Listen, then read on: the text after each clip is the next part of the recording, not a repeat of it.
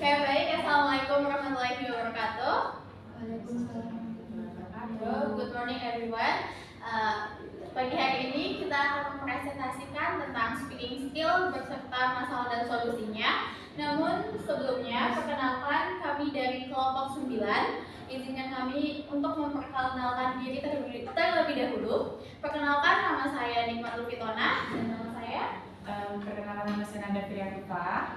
Saya Putri Nurul Hikmah. Dan saya Isna Misha Putri. Oke, baik. Langsung saja ke materi yang pertama.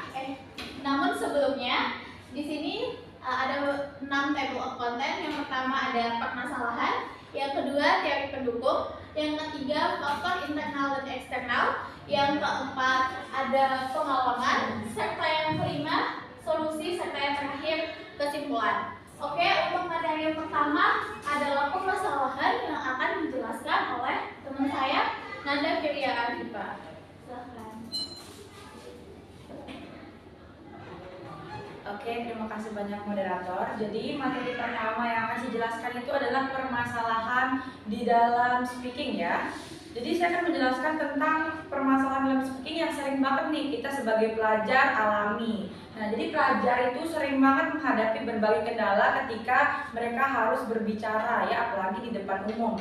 Banyak dari mereka tuh ngalamin kesulitan dalam menyampaikan ide secara jelas, terutama nih saat presentasi, diskusi, atau ketika diminta berbicara di depan kelas. Nah, masalah lain yang sering muncul juga itu adalah rasa takut salah, takut tidak dipahami, dan kurang percaya diri. Karena perasaan tersebut banyak pelajar akhirnya jadi enggan gitu untuk berbicara atau mengambil kesempatan untuk berpartisipasi dalam hal apapun. Nah, akibat dari hal ini itu gak baiknya adalah partisipasi dalam kelas itu jadi menurun, kerja kelompok jadi kurang efektif, dan kepercayaan diri pelajar semakin berkurang dikarenakan mereka itu jarang berlatih berbicara. Jadi permasalahan utama dalam berbicara itu adalah bukan hanya keterbatasan bahasa, tetapi juga adanya rasa takut, kecemasan, dan kurangnya keberanian untuk mencoba. Itu yang artinya berasal dari dalam diri mereka atau secara mental. Oke, untuk materi selanjutnya yaitu teori pendukung dan faktor internal serta eksternal akan dijelaskan oleh teman saya Putri Nurul Hikmah. Silakan. Oke, baik. Di sini saya akan menjelaskan tentang teori pendukung. Di sini ada teori pembelajaran sosial oleh Albert Bandura 1977. Masalah ini dapat dijelaskan secara mendalam melalui teori pembelajaran sosial oleh Albert Bandura 1977 yang menyatakan bahwa keterampilan dipelajari melalui proses pengamatan, imitasi, dan penguatan. Pelajar yang jarang melihat model komunikasi yang baik, seperti guru yang fasih berbicara atau teman yang aktif dalam diskusi, cenderung meniru pola negatif, seperti menghindari interaksi.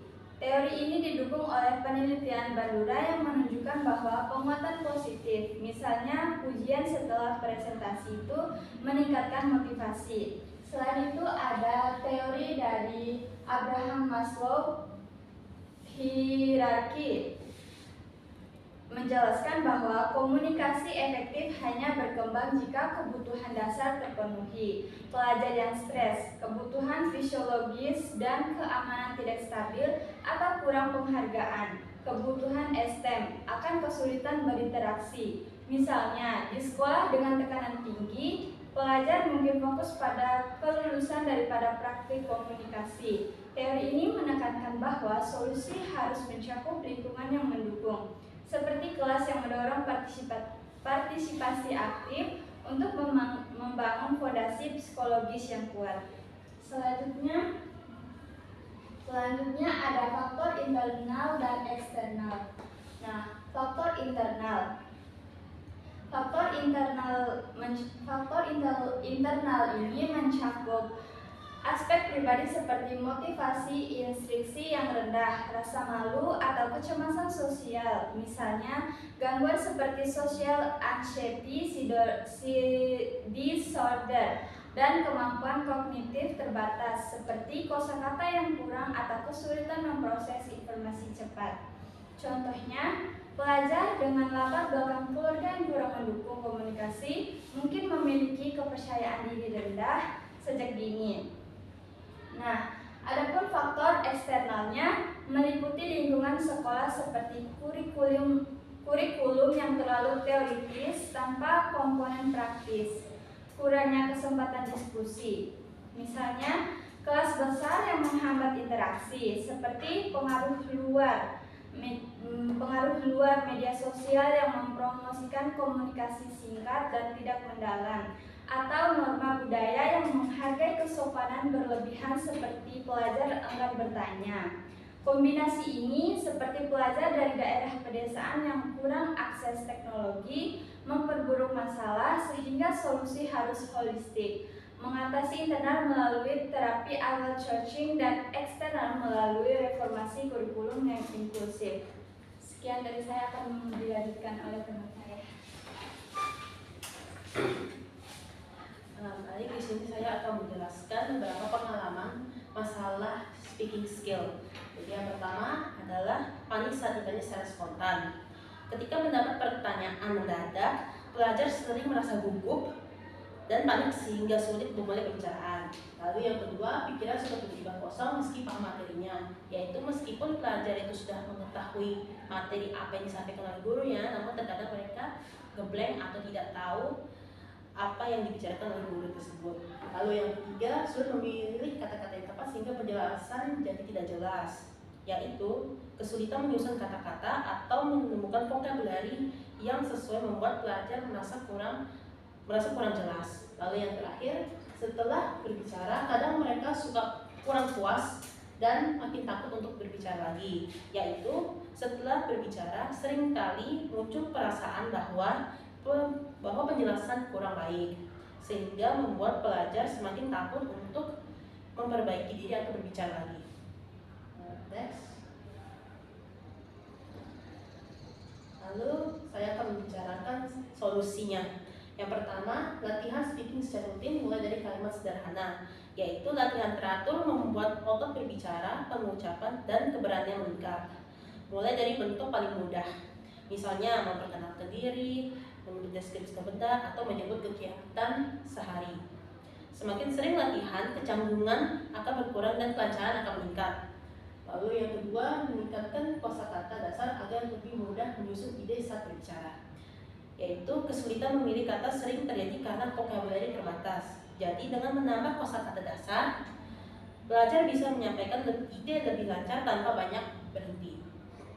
Lalu yang ketiga, berlatih menjawab pertanyaan secara spontan untuk melatih kelancaran, yaitu masalah yang sering muncul adalah panik ketika ditanya mendadak. Latihan spontan atau impromptu speaking melatih otak untuk berpikir cepat dan berbicara tanpa harus menyusun kalimat terlalu lama. Contohnya, kita bisa menjawab pertanyaan sederhana dari 5 hingga 10 detik setelah ditanyakan. Lalu yang keempat, membangun kepercayaan diri dengan berbicara di depan teman dekat terlebih dahulu. Rasa malu dan takut salah adalah penghalang terbesar. Jadi karena itu mulailah berbicara di lingkungan yang nyaman terlebih dahulu, misalnya dengan teman dekat atau kelompok kecil. Jika sudah terbiasa, barulah berlatih di kelompok besar atau di depan kelas. Lalu yang kelima, menggunakan teknik pernapasan untuk mengurangi rasa gugup. Gugup membuat suara gemetar, kalimat terputus atau pikiran kosong. Teknik pernapasan atau deep breathing membantu menenangkan sistem saraf sebelum berbicara. Contoh, tarik nafas selama 4 detik, lalu keluarkan selama 2 detik, lalu tarik lagi nafasnya selama 4 detik. Yang terakhir, menerima kesalahan sebagai bagian dari proses pembelajaran. Takut salah sering membuat pelajar tidak berani mencoba. Padahal, kesalahan adalah bagian normal dari pembelajaran bahasa. Dengan mindset ini, pelajar berani berbicara tanpa takut dinilai, dan semakin sering mencoba, semakin cepat kemampuan yang berkembang. Sekian dari saya kembalikan kepada moderator.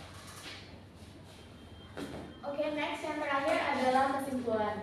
Jadi dapat kita simpulkan bahwa kesulitan speaking itu bukan hanya dari kayak rasa takut atau kurang percaya diri, tapi juga itu dari proses belajar serta lingkungan kita. Nah, kalau misalnya lingkungan kita nggak mendukung, itu juga dapat menyebabkan proses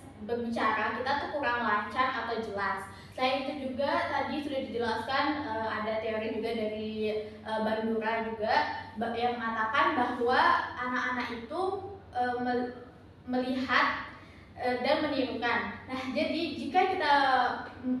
jika komunikasinya kurang atau tidak ada yang dilihat, maka rasa percaya dirinya juga berkurang. Begitu juga sejalan dengan teori Maslow yang mengatakan bahwa jika kepercayaan diri anak kurang, maka kemampuan berbicaranya itu akan tidak lancar atau kurang jelas karena tidak ada rasa aman dalam dirinya.